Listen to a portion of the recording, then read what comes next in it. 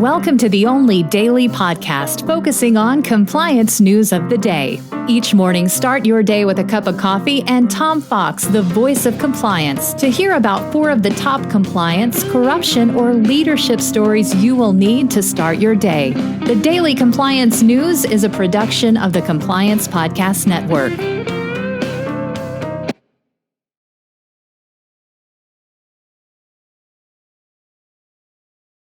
September 11, 2021, the Remembering September 11th edition.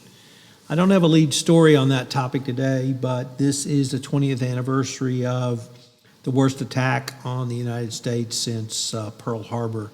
So just ask you to maybe think a few minutes today about those who lost their lives in 9/11, their families, and everything that came thereafter, the war in Iraq, the war in Afghanistan, and everything that the United States has gone through since 9/11.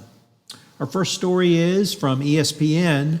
Los Angeles Dodgers pitcher Trevor Bauer's season is over. He has been accused of multiple women in engaging in such rough sex that they were injured, and this has become a major issue for both Bauer, the Dodgers, his team, and now Major League Baseball. It really shows how much due diligence you need to do in a high-profile position.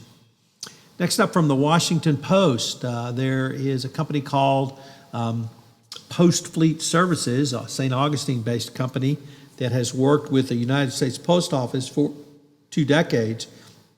And they said that the U.S. Postal Service's reliance on proprietary mileage tracking system for payment to this vendor is faulty, and that the USPS knows it to be faulty, and indeed it shorted this vendor $110 million for 4 years.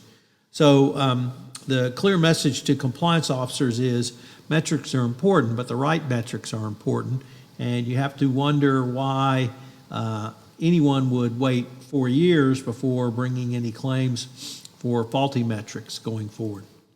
Next up from Bloomberg, the Biden administration is weighing a potential China trade probe in a bid to press Beijing. It's weighing in a new investigation into Chinese subsidies and their damage to the U.S. economy as a way to pressure Beijing on trade.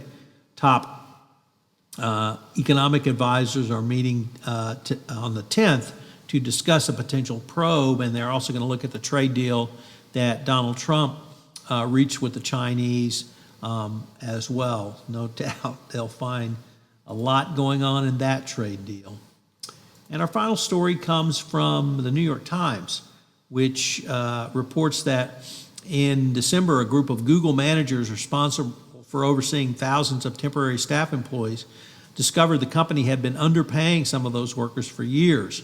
The gap in the so-called benchmark rates between what Google paid full-time and temporary employees has widened significantly. This was very problematic in countries with parity pay laws requiring the company to pay temporary workers the same as full-time workers.